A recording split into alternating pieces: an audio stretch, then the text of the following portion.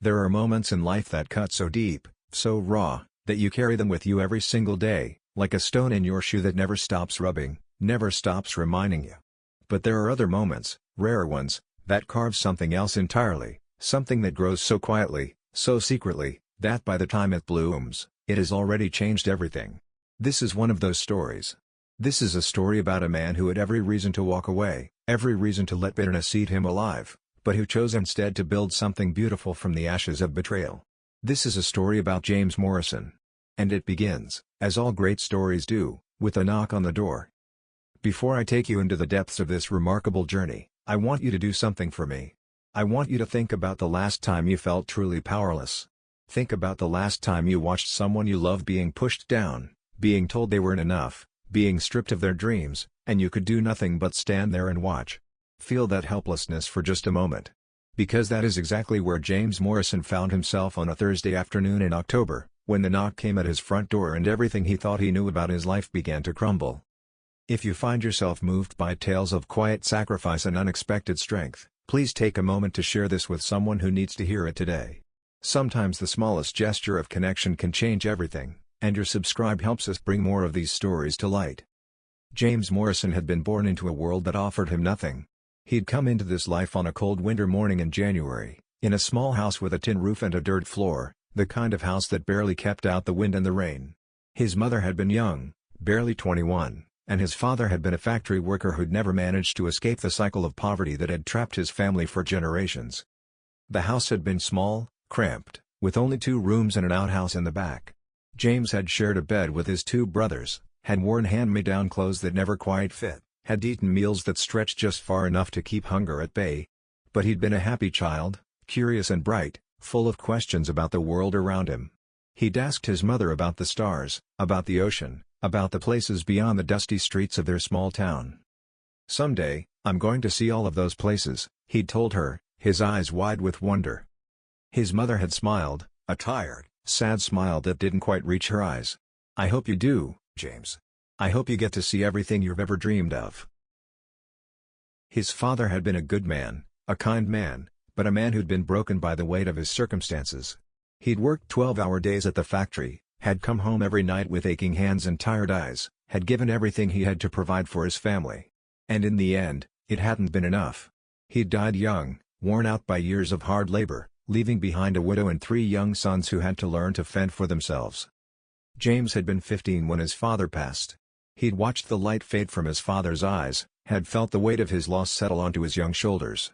He'd stood at the graveside, his mother's hand in his, and had promised himself that he would never let poverty define his life.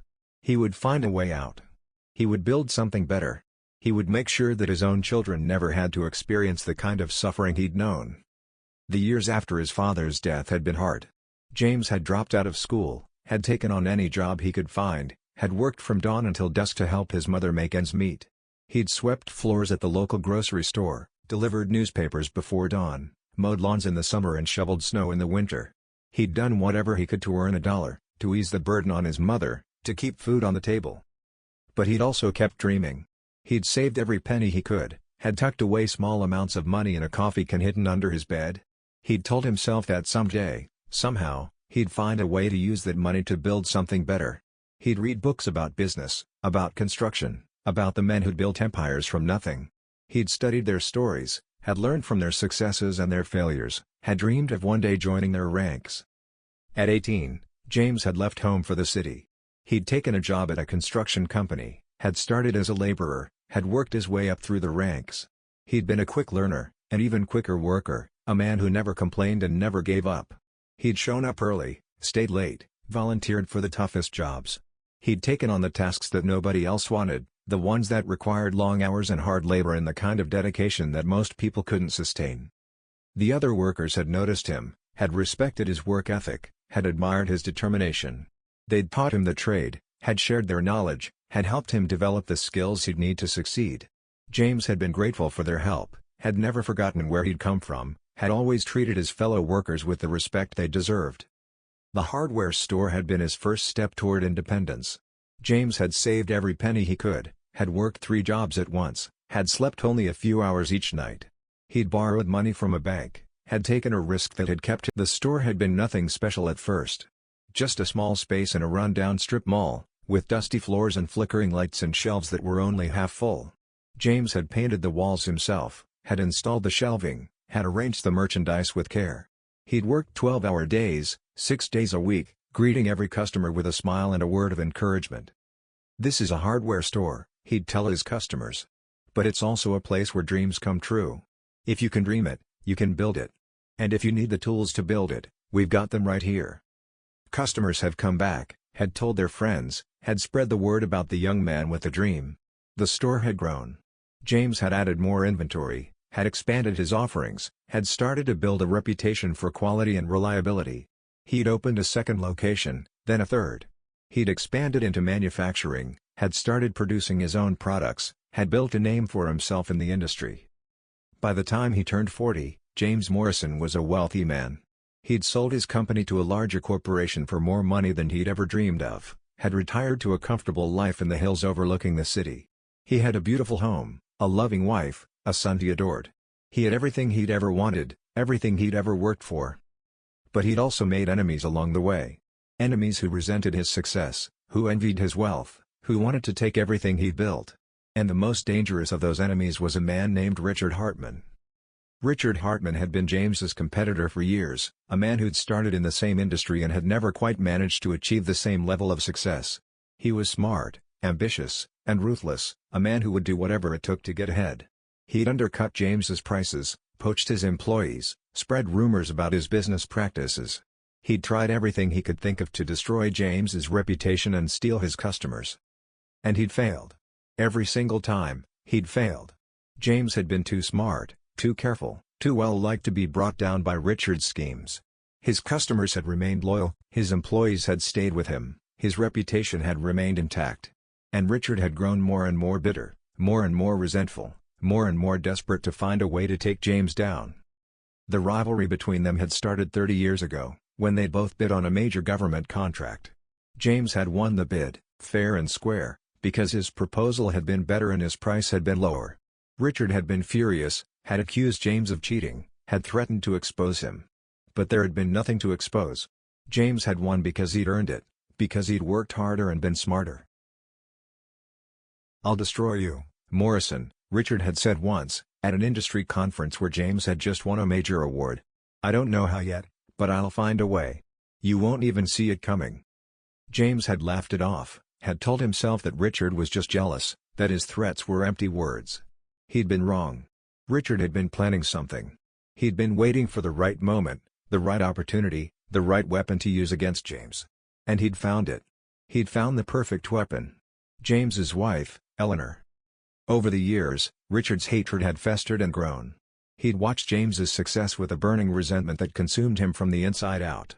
He'd seen James's beautiful wife, his successful business, his happy family, and he'd wanted it all for himself. He'd wanted to take everything James had, to destroy everything James had built, to leave him with nothing. And so he'd started planning. He'd been patient, methodical, careful.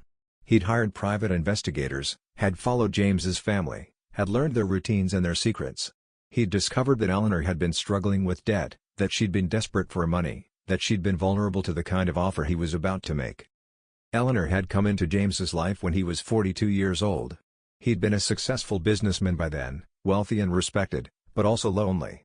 He'd never married, had never found the right person, had never allowed himself to believe that he could have both a successful career and a happy family. And then he'd met Eleanor. She'd been beautiful, elegant, refined. The kind of woman who turned heads wherever she went, who commanded attention without even trying. She'd been working as a hostess at a charity event James had attended, and he'd been captivated from the moment he'd seen her. "May I get you something to drink, sir?" she'd asked, her voice soft and musical.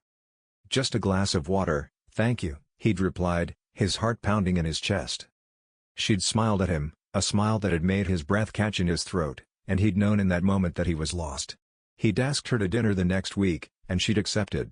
They'd gone on dates, talked for hours, fallen in love. At least, James had fallen in love.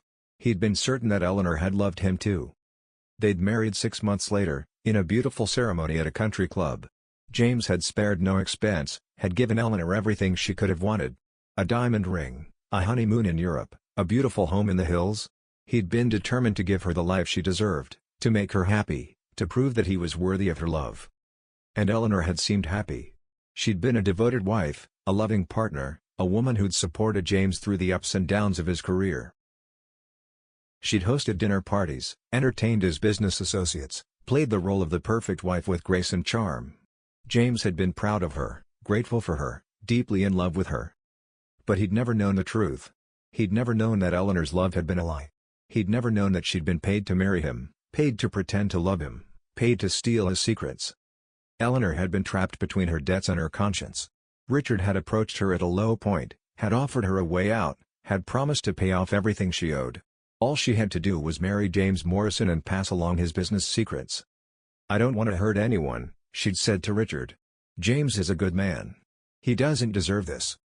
"Everyone deserves what they get," Richard had replied, his voice cold. "James Morrison has been standing in my way for years. It's time he paid for his success. And you're going to help me make that happen." Eleanor had agreed. She'd had no choice. She'd been trapped, manipulated, used.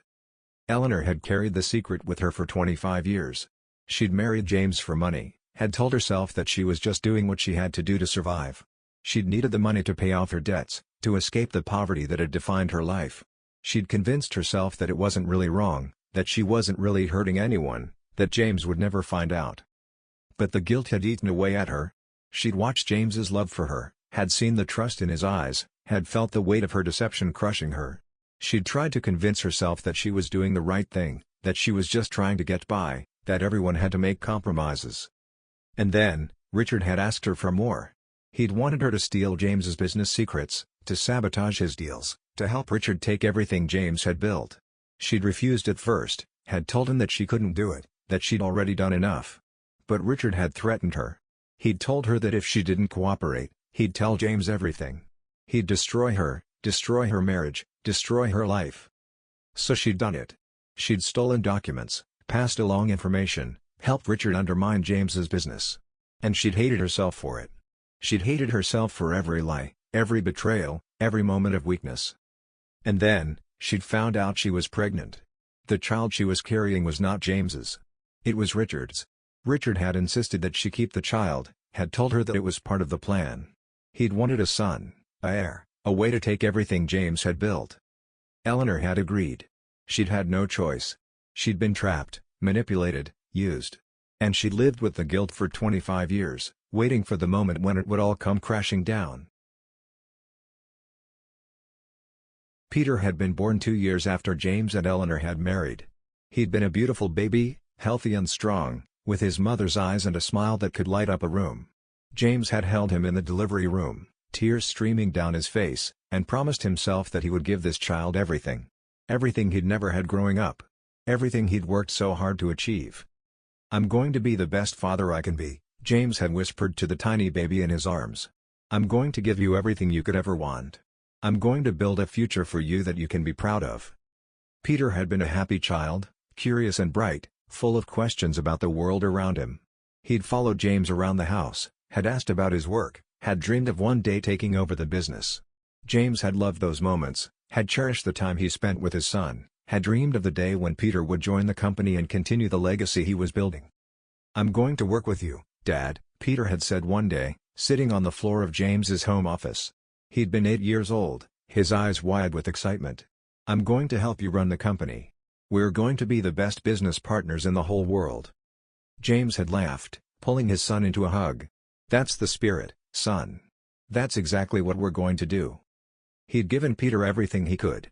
The best schools, the best clothes, the best opportunities. He'd sent him to college, paid for his tuition, given him a generous allowance. He'd brought him into the business after graduation, had given him responsibility, had trusted him with the company's secrets. But somewhere along the way, something had changed. Peter had grown distant, had become secretive, had started pulling away from his father. He'd been moody, resentful, angry. He'd complained about his salary, his responsibilities, his lack of power. He'd felt entitled to more, had believed he deserved more, had convinced himself that his father was holding him back. James had tried to reach him, had tried to understand what was wrong, had tried to bridge the growing gap between them. But Peter had pushed him away, had refused to talk, had retreated into a shell of bitterness and resentment. And James had been left wondering where he'd gone wrong, what he'd done to lose his son. The distance between James and Peter had grown slowly, like a crack in a foundation that starts small and gradually spreads until the entire structure is compromised. James hadn't noticed it at first, had dismissed it as a normal part of a son growing up and finding his own path. But as the years passed, the distance had become impossible to ignore. Peter had stopped coming to family dinners, had stopped calling on James's birthday, had stopped sharing anything about his life. He'd become a stranger living in the same house, a ghost who passed through the rooms without leaving any trace of his presence. "What's going on with Peter?" James had asked Eleanor one evening, after Peter had left the dinner table without saying a word. "He's been distant lately. Really distant." Eleanor had been silent for a moment, her eyes fixed on her plate. "He's just going through a phase, James. Young people do that. They pull away, they push boundaries. It doesn't mean anything." But James had seen the worry in her eyes, the fear that she was trying to hide. She'd known something. She'd known what was coming. And she'd been terrified. The arguments had started soon after. Small disagreements at first, about money, about the business, about Peter's future. But they'd grown, had become more frequent, more intense. Peter had accused James of holding him back, of not trusting him, of treating him like a child. "You don't respect me, Dad," Peter had said one night, his voice shaking with anger. "You don't trust me. You treat me like I'm still a kid. I'm not a kid anymore. I'm a grown man. I deserve to be treated like one." James had tried to explain, had tried to make Peter understand that trust had to be earned, that respect had to be mutual. But Peter hadn't wanted to hear it. He'd stormed out of the room, had slammed the door, had left James sitting alone, wondering what he'd done wrong. The resentment had festered, had grown, had poisoned everything it touched. Peter had started to believe that James was the enemy, that James was keeping him from the life he deserved, that James was the reason he wasn't happy. And Richard Hartman had been there, waiting, ready to exploit Peter's anger and turn it against his father. Richard had approached Peter at a vulnerable moment, had told him what he wanted to hear, had fed his resentment and stoked his anger.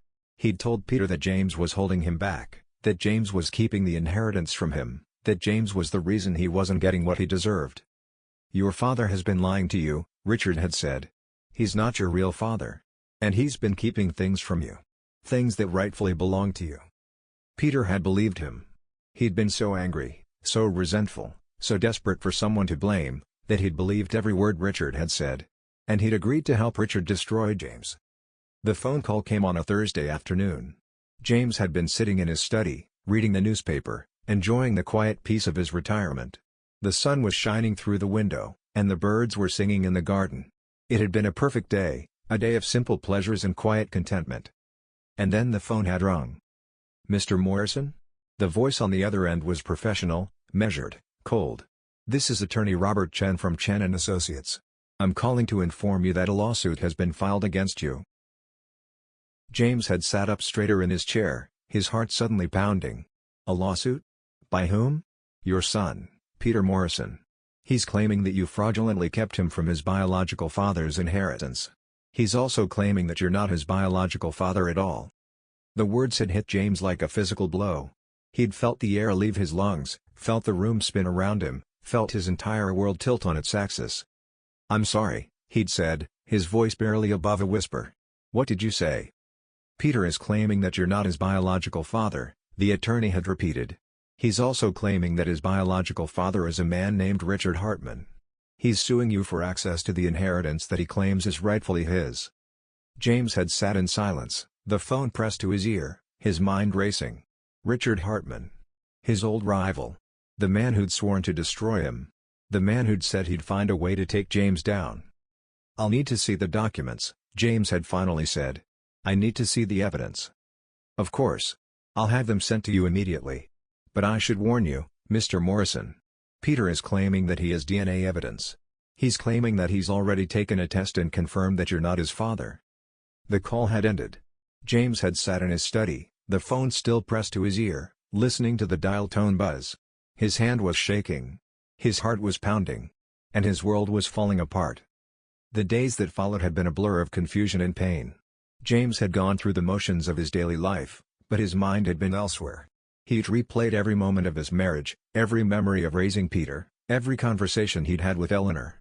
He'd searched for signs, for clues, for anything that would explain what was happening. Had Eleanor been lying to him? Had she been pretending all those years? Had Peter known the truth? Had he always known? The questions had swirled in his mind like a storm, relentless and unforgiving. He'd confronted Eleanor, had asked her if what Peter was saying was true. She denied it at first, had told him that Peter was just angry, that he was making things up to hurt them.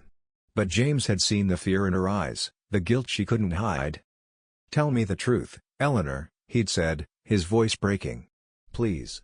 I deserve to know." She'd broken down then, had sobbed in his arms, had told him everything. The debt. The money. Richard's plan. The secrets she'd been carrying for 25 years. It had all come out, every painful detail, every terror. James had held her, had let her cry, had tried to process everything she'd told him. But inside, he was shattered. The woman he'd loved, the woman he'd trusted, the woman he'd built a life with, had been lying to him for 25 years. His marriage had been a lie. His family had been a lie. His whole life had been a lie. James had taken the DNA test the next day. He'd gone to the lab, had given his sample, had waited with a desperate hope that the results would prove Peter wrong. He'd prayed that it was all a mistake, that Peter was his son, that everything could be fixed. The results had come back a week later. James had opened the envelope with trembling hands, had read the words that would change his life forever. Peter Morrison was not his biological son. The DNA test was conclusive. James was not Peter's father. He'd sat in his study, staring at the paper, feeling his entire world crumble around him. Peter was not his son. The boy he'd raised, the boy he'd loved, the boy he'd sacrificed everything for, was not his son. He was a stranger who'd been living in his house, eating his food, spending his money, pretending to love him. And then the questions had started. If Peter wasn't his son, who was he? Who was his father? And what had Eleanor known? What had she been hiding all these years? James had started to dig. He'd hired a private investigator, had started to look into Peter's past, had tried to find the answers that had been eluding him. And what he'd found had made his blood run cold. The private investigator James had hired was a retired police detective named Frank Miller. He was a no-nonsense man in his 60s, with a sharp eye and a reputation for getting results. James had given him all the information he had told him to dig as deep as he could. A week later, Frank had arrived at James's house with a thick folder filled with documents. His expression was grim, his eyes filled with something that might have been pity. "Mr. Morrison," he'd said, "I've found something you're not going to like." Frank had opened the folder and spread the documents across the table. Bank records, emails, photographs, everything James had been afraid to find. The evidence was overwhelming. Richard Hartman had been paying Eleanor for years. Large sums of money, deposited into accounts James hadn't known existed. And Peter had been part of it from the beginning. "Your son," Frank had said, his voice careful, "has been working with Richard Hartman for the past 5 years. They've been planning this together. It's a coordinated effort to take everything you've built." James had stared at the documents, feeling the weight of the betrayal settle onto his shoulders. Peter had been working with Richard. His son, the boy he'd raised, the boy he'd loved, had been plotting against him for years. It had all been— "Why?" James had asked, his voice hollow. "Why would he do this?" Frank had sighed, shaking his head. "Money, Mr. Morrison. It's always about money. Richard promised Peter a share of the inheritance, promised him he'd get everything you've been keeping from him. He made Peter believe that you were the enemy, that you were holding him back, that he deserved more." The journal had been hidden in Eleanor's study, tucked away in a drawer she'd always kept locked. James had never known about it, had never thought to look. But after the DNA test, after everything that had happened, he'd started to search. He'd gone through every drawer, every closet, every box in the house. And eventually, he'd found it. The journal was leather-bound and worn, filled with Eleanor's handwriting. James had opened it with trembling hands, had started to read, and had felt his heart break with every word. "My dearest journal," the first entry began. "I've decided to write everything down. I don't know if anyone will ever read this, but I need to get the truth out of my head. I need to tell someone, even if it's just these pages." James had read on, his eyes filling with tears. Eleanor had written about Richard Hartman. She'd written about the money he'd paid her to marry James. She'd written about the secrets she'd stolen, the information she'd passed along, the lies she'd told. She'd written about her guilt, her shame, her desperate hope that someday she'd be able to make things right. "Richard paid me $500,000 to marry James," she'd written. "He wanted me to steal his trade secrets, to destroy his business, to help Richard take everything he'd built.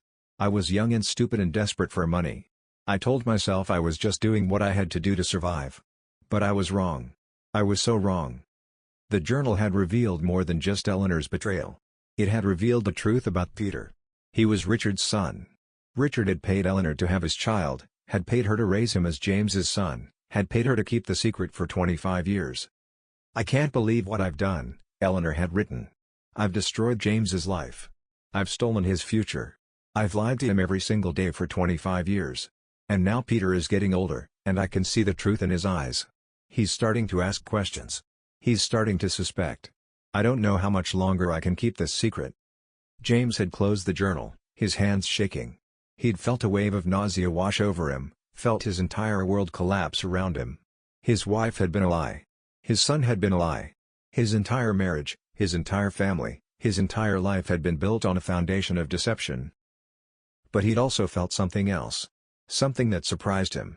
A flicker of resolve. He couldn't undo the past. He couldn't change what Eleanor had done. But he could fight back. He could protect what was left of his life. He could make sure that Richard Hartman didn't get away with what he'd done. James had continued reading the journal, his heart heavy with each new revelation. Eleanor had written about her guilt, her shame, her desperate hope that someday she'd be able to make things right. And then, he'd found the entry that changed everything. "James," she'd written, "if you're reading this, I know I'm gone. And I know you've discovered the truth. I want you to know that I'm sorry. I'm so sorry for everything. I wish I could take it all back, but I can't. I've created an irrevocable trust," she'd continued. "I've transferred all of your assets into the trust, with you as the sole beneficiary. Richard and Peter can't touch it. The trust is ironclad. It's designed to protect you from exactly this kind of attack." James had stared at the words, tears streaming down his face. Eleanor had protected him. Even after everything, even after all the lies and the betrayal, she'd protected him. She'd known what was coming, and she'd done everything she could to make sure he was safe. "I know this doesn't make up for what I did," she'd written. "I know I can never undo the pain I caused. But I hope you can find it in your heart to forgive me. Not because I deserve it, but because you deserve to be free of the anger." James's attorney had been a close friend for 30 years, a man named Harold Peterson. Harold had been with him through the rise of Morrison Industries, had handled all his legal affairs, had been a trusted advisor and confidant. And now, he was the one who would help James fight back. "I've reviewed all the evidence, James," Harold had said, his expression serious. "The journal, the bank records, the DNA results. It's going to be a fight. Richard and Peter have been planning this for a long time. They're not going to give up easily." "I don't care," James had said, his voice steady. "I'm not going to let them win. I'm not going to let them take everything I've built." Harold had nodded, a grim smile on his face. "Good. Because I have something that might help. Your wife, Eleanor, came to see me a few months before she died. She knew she was getting sick. She knew she didn't have much time. And she wanted to make sure you were protected." "What do you mean?" James had asked. "She created an irrevocable trust," Harold had explained. "She transferred all of your assets into the trust, with you as the sole beneficiary. Richard and Peter can't touch it. The trust is ironclad. It's designed to protect you." The lawsuit had been filed, and the media had gotten wind of it. Reporters were calling, asking questions, trying to get the inside scoop. James had been hounded, followed, questioned. His reputation, his legacy, everything he'd worked for, was being dragged through the mud. But James had refused to back down. He'd given interviews, had told his story, had shared the truth. He'd spoken about Eleanor's journal, about Richard's scheme, about the lies that had been told. And slowly, gradually, the tide had started to turn. People had started to believe him. They'd seen the evidence, had heard the truth, had realized that James was the victim, not the villain. And they'd rallied behind him, offered their support, their encouragement, their prayers. But Richard and Peter were not done. They'd called a press conference, had announced that they were going to expose James once and for all. They'd planned to destroy him, to take everything he had, to leave him with nothing. And James had decided that he wasn't going to let that happen. James had spent the night before the press conference in his study, going over the evidence one more time. Eleanor's journal, the bank records, The DNA results, the trust documents. It was all there, everything he needed to destroy Richard Hartman. He'd felt a sense of calm wash over him, a feeling that he was finally in control. He'd been a victim for so long, had been lied to and manipulated and used. But now, he was fighting back. He was taking control of his life, his legacy, his future. The phone had rung late that night. James had picked it up, had heard Peter's voice on the other end. "Dad," Peter had said, his voice shaking. "I need to talk to you. I need to tell you something." "What is it, Peter?" James had asked, his voice cold. "I'm sorry," Peter had said. "I'm so sorry. I didn't know what I was doing. Richard told me lies. He told me that you were keeping things from me, that you were holding me back. I believed him. I was so stupid, so blind. Please, Dad. Please forgive me." James had been silent for a long moment. He'd wanted to believe Peter, had wanted to believe that he was sincere. But the wounds were too deep, the pain too raw. He'd been betrayed too many times to trust again so easily. "Peter," he'd said, his voice soft but firm. "I can't forgive you. Not yet. Not until I know the truth. Not until I know that you're not still working with Richard." "I'm not, Dad," Peter had insisted. "I swear I'm not. I've broken all ties with him. I wanted to make things right. Please, give me a chance." James had closed his eyes, had felt the tears streaming down his face. He'd wanted to forgive Peter, had wanted to believe that there was still good in him. But he couldn't. Not yet. Not until he was sure. "We'll talk after the press conference," he'd said.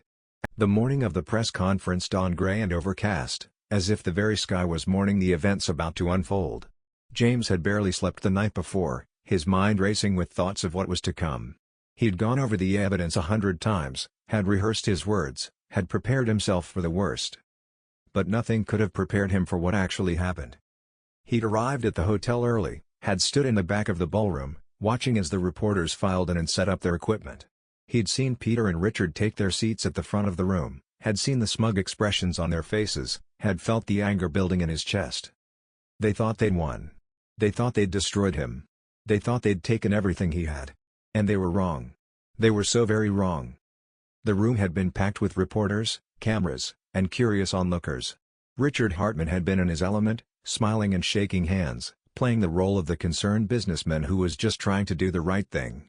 Peter had sat beside him, looking nervous but determined, his eyes scanning the crowd as if searching for someone. James had watched from the back, his heart pounding in his chest.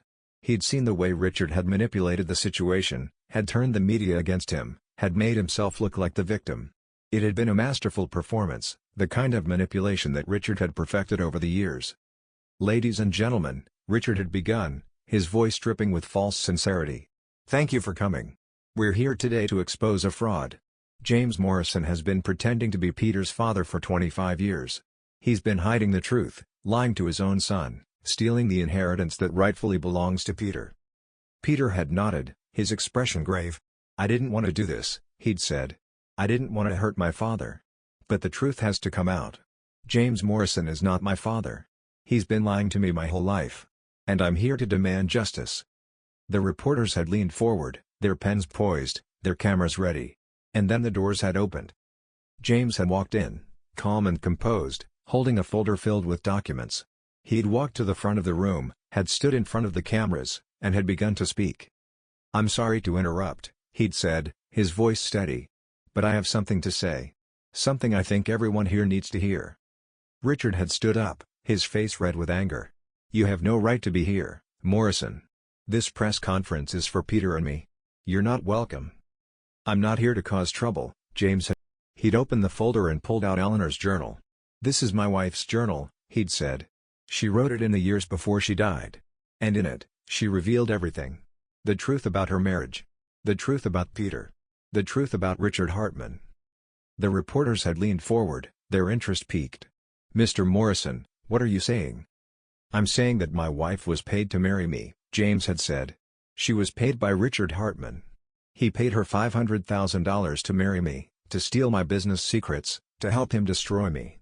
And he paid her to have a child, to raise the child as my son, to keep the secret for 25 years. Richard had stood up, his face pale. "That's a lie. That's a complete fabrication. You have no proof." James had held up the journal. I have her own words. She wrote everything down. Every payment, every secret, every lie. It's all here. And I have the bank records to prove it. James had opened the journal and begun to read, his voice steady and clear. The room had fallen silent, the reporters hanging on every word. "My dearest journal," he'd read, his eyes scanning the pages. "I've decided to write everything down. I don't know if anyone will ever read this, but I need to get the truth out of my head. I need to tell someone, even if it's just these pages." He'd turned the page, his voice growing stronger. "Richard paid me $500,000 to marry James. He wanted me to steal his trade secrets, to destroy his business, to help Richard take everything he'd built. I was young and stupid and desperate for money. I told myself I was just doing what I had to do to survive. But I was wrong. I was so wrong." The reporters had been scribbling furiously, their cameras clicking, their eyes wide with shock. Richard had sat frozen, his face pale, his hands shaking. "I can't believe what I've done," James had continued reading. "I've destroyed James's life. I've stolen his future. I've lied to him every single day for 25 years. And now Peter is getting older, and I can see the truth in his eyes. He's starting to ask questions. He's starting to suspect. I don't know how much longer I can keep this secret." James had closed the journal, his eyes meeting Richard's. "And that, ladies and gentlemen, is the truth. The truth that Richard Hartman has been hiding for 25 years. The truth that my own son, Peter, has been used to destroy me." Richard had stood up, his face red with rage. "This is a lie. A complete fabrication. James Morrison is a desperate man who will say anything to protect himself." James had held up another document, a bank statement showing the payments to Richard had lunged forward, his hands reaching for the documents, but security guards had stepped in, holding him back. The reporters had been shouting questions, their cameras capturing every moment. "Mr. Hartman, is it true that you paid James's wife to marry him? Mr. Hartman, how long have you been planning this? Mr. Hartman, are you the father of Peter Morrison?" Richard had been screaming, denying everything, but the evidence had been overwhelming. The journal, the bank records, the DNA test results. It was all there, undeniable, irrefutable. James had watched Richard's face crumble, had seen the realization dawn on him that he'd lost. Everything he'd planned, everything he'd schemed, everything he'd worked for, it had all been for nothing. Peter had sat through it all, his face pale, his eyes filled with shock. He'd listened to James read from Eleanor's journal, had heard the truth about his mother, about Richard, about everything. And he'd realized, in that moment, that he'd been used. He'd been manipulated, lied to, and used by the man he trusted. "I didn't know," Peter had said, his voice barely above a whisper. "I didn't know any of this. Richard told me that James was keeping me from my inheritance, that he was holding me back, that I deserved more. He told me that James wasn't my real father, that he'd been lying to me my whole life." Peter had stood up, his eyes filled with tears. "I was so angry. I was so resentful. I believed everything Richard told me. I didn't question it. I didn't ask James for his side of the story. I just believed Richard because he told me what I wanted to hear." He'd turned to James, his voice breaking. "I'm so sorry, Dad. I'm so sorry for everything. I didn't know. I swear I didn't know." James had looked at his son, at the man he'd raised, at the man who'd betrayed him. He'd felt a flood of emotions, anger and pain and grief and something else, something that might have been hope. "Peter," he'd said, his voice soft but steady. "I believe you. I believe you didn't know. But that doesn't change what happened. That doesn't change the pain you caused. That doesn't change the fact that you chose to believe lies instead of trusting the man who loved you." Peter had broken down, sobbing in front of the cameras. "I'm sorry, Dad. I'm so sorry. Please forgive me. Please give me a chance to make things right." James had walked over to his son, had put a hand on his shoulder. "I can't forgive you yet, Peter. Not until I know you've truly changed. But I can give you a chance. A chance to prove that you're not the man Richard tried to make you into." The press conference had been a turning point. Every news channel, every newspaper, every website had covered the story. James had been portrayed as a victim, a man who'd been deceived by those closest to him. Richard had been portrayed as a villain, a man who destroyed lives for his own gain. And Peter had been portrayed as a pawn, a man who'd been manipulated and used. Richard Hartman had been arrested the next day, charged with fraud and conspiracy. The evidence had been overwhelming, and his lawyers had advised him to plead guilty. He'd been sentenced to 10 years in prison, a fitting punishment for a man who'd spent decades trying to destroy others. Peter had been left with nothing. His inheritance, his future, his family. He'd been used by Richard, manipulated by him, discarded by him. He'd been left with nothing but regret and the desperate hope that someday, somehow, he might be able to make things right. James had done interviews, had told his story, had answered questions. He'd spoken about the pain of the betrayal, the shock of discovering the truth, the long road to healing. He'd spoken about forgiveness, about moving forward, about finding a way to make something positive out of something so negative. Forgiveness isn't easy, he'd said in one interview. It's not something that happens overnight. It's a process, a journey. And sometimes, it's the hardest thing you'll ever do. James had decided to sell the company. He'd donated the proceeds to charity, had started a foundation for DNA-based family reunification. He'd wanted to help others who'd been through the same thing he had, to give them the closure he'd never been able to find. The foundation had been a success. It had helped hundreds of families find the truth, had given them the answers they needed, had helped them heal. James had thrown himself into the work, had dedicated his life to making sure that no one else had to go through what he'd been through. Everyone deserves to know the truth about their family, he'd said at the foundation's launch. Everyone deserves to know who they are, where they come from, and who they belong to. It's not just about DNA. It's about identity. It's about belonging. It's about the most fundamental human need of all: connection. The foundation had grown, had expanded to other cities, had helped thousands of families. James had become a voice for those who'd been silenced, a beacon of hope for those who'd lost their way. One afternoon, James had received a letter in the mail. The handwriting was familiar. It was Peter's. "Dear James," the letter had begun. "I don't know if you'll ever read this. I don't know if you'll ever forgive me. But I need to say this. I need to tell you the truth. I was wrong. I was so wrong. Richard told me lies, and I believed them.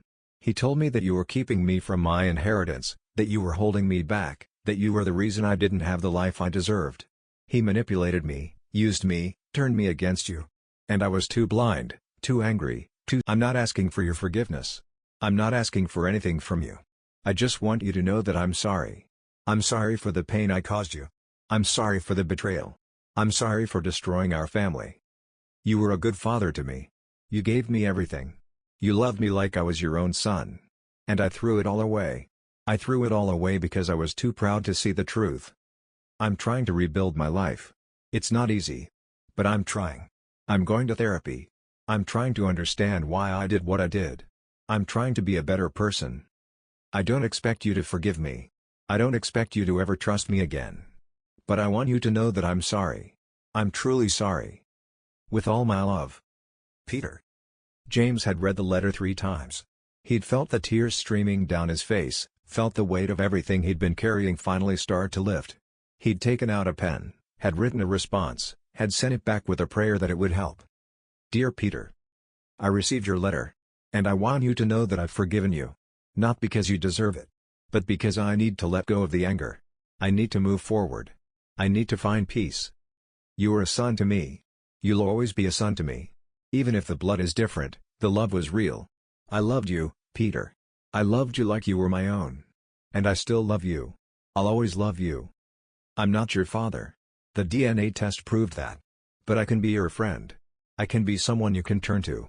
I can be someone who believes in you, even when you don't believe in yourself. I'm not going to pretend that what happened didn't hurt. It hurt more than I can say. But I'm not going to let that pain define me. I'm going to find a way to heal. I'm going to find a way to move forward. And I hope you do too. I hope you find the peace you're looking for. I hope you find the happiness you deserve. I hope you find the person you're meant to be. With all my love. James." A few months later, James and Peter had met for coffee. It was a simple meeting, a quiet moment in a small cafe. They'd sat across from each other, hesitant at first, unsure of what to say. "I didn't know if you'd come," Peter had said. "Neither did I," James had replied. "But I'm glad I did." They'd talked for hours, catching up, sharing their stories, trying to find a way to bridge the gap that had grown between them. It wasn't easy. There were moments of silence, moments of tension, moments when the pain of the past seemed too heavy to bear. But they'd made it through. They'd found a way to talk, a way to connect, a way to start the long process of healing. It wasn't a perfect reunion. It wasn't a magical fix. But it was a start. And that was enough. Years passed. James continued to run his foundation, helping others find the truth about their families. Peter continued to rebuild his life, working hard to become the person he'd always wanted to be. They stayed in touch, occasional phone calls and emails, always knowing that the other was there if needed. James had found a sense of peace that he'd never thought possible. He'd been betrayed by everyone he'd loved, had lost everything he'd built. But he'd found something more valuable. He'd found purpose. He'd found meaning. He'd found a way to turn his pain into something beautiful. The greatest revenge, he'd say to the families he helped, is not destroying the people who hurt you. It's building something so beautiful, so meaningful, so lasting, that their cruelty becomes irrelevant. It's finding a way to heal, to grow, to become the person you were always meant to be. End of Part 2, continued in Part 3. The Falsified Paternity, Part 3. Begin Story, Part 3. The years after the press conference had been a time of healing for James and Peter. They'd both been through so much, had lost so much, had hurt each other in ways that seemed impossible to repair. But slowly, gradually, they'd found a way forward. James had thrown himself into the foundation, working tirelessly to help others find the truth about their families. He'd become a respected voice in the community, a man who'd turned his pain into purpose, who'd found a way to make a difference in the world. Peter had worked just as hard to rebuild his life. He'd gone to therapy, had faced his demons, had tried to understand why he'd made the choices he'd made. It hadn't been easy. There had been setbacks, moments of doubt, moments when he'd wondered if he'd ever be able to move forward. But he'd kept going. He'd kept trying. He'd kept believing that there was a better version of himself waiting to be found. One afternoon, James had received a letter from Peter. It was different from the others. It was filled with hope, with optimism, with the kind of joy that comes from finally finding your way. Dear James, I wanted to tell you some good news. I got married last week. I know you couldn't be there, but I wanted you to know. And I wanted to thank you. For everything. For teaching me what it means to be a father. For showing me that love is more important than blood. For giving me a second chance. I know I don't deserve it. I know I made terrible mistakes. But I'm trying to be better.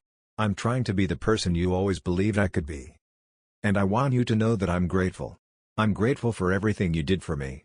I'm grateful for your love, your patience, your forgiveness. I'm grateful that you never gave up on me, even when I gave up on myself. I hope you're doing well. I hope you found the peace you deserve. You've earned it. You've earned it 100 times over. With all my love, Peter. James had read the letter with tears in his eyes. He'd felt a sense of peace wash over him, a feeling that everything he'd been through had been worth it. The pain, the betrayal, the heartbreak. It had all led to this. It had all led to healing. He'd written a letter back to Peter, a letter filled with love and wisdom, a letter that would guide him through the years to come. Dear Peter. Congratulations on your marriage. I'm so proud of you. I'm so proud of the man you've become. You asked me once if I could ever forgive you. I told you that I already had. And I meant it. The anger, the pain, the bitterness, it's all gone. There's nothing left but love. I want you to remember something. Family isn't about blood. It's about love. It's about loyalty. It's about being there for each other, no matter what. You're my son, Peter. You'll always be my son. And I'll always be proud of you. I hope you find happiness. I hope you find peace. I hope you find the life you've always wanted. You deserve it. You deserve every good thing that comes your way. And remember, I'm always here. If you ever need anything, if you ever need someone to talk to, I'm here. I'll always be here. With all my love. James. James Morrison died peacefully in his sleep, at the age of 87. He'd lived a full life, a life filled with love and loss and redemption. He'd built a business, lost a family, and found a new one. He'd been betrayed, but he'd forgiven. He'd been hurt, but he'd healed. He'd been broken, but he'd been made whole. The foundation he'd started continued to grow, helping thousands of families find the truth about their pasts.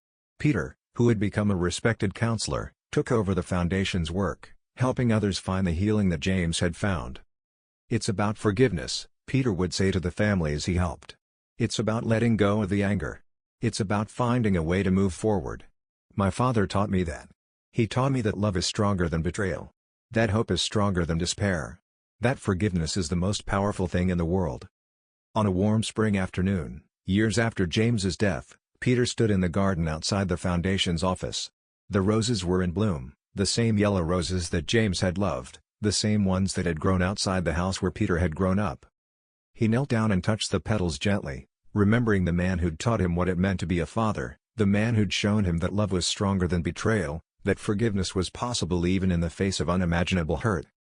"I miss you, Dad," he said quietly. "I miss you every day. But I'm trying to live up to the legacy you left behind. I'm trying to be the man you always believed I could be." A breeze rustled through the garden, carrying the scent of the roses.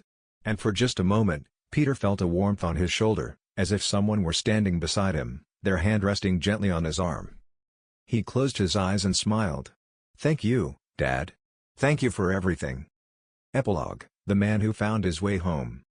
The story of James Morrison and his son Peter is a story of betrayal and forgiveness, of loss and redemption, of the kind of love that refuses to give up even when everything seems lost.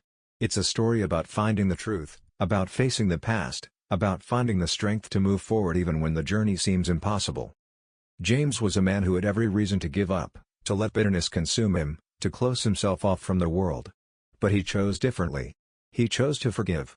He chose to heal. He chose to build something beautiful from the ashes of betrayal. And in doing so, he changed not only his own life but the lives of countless others. Peter was a man who had lost his way, who had been consumed by greed and ambition and a desperate need to prove himself. But he found his way back.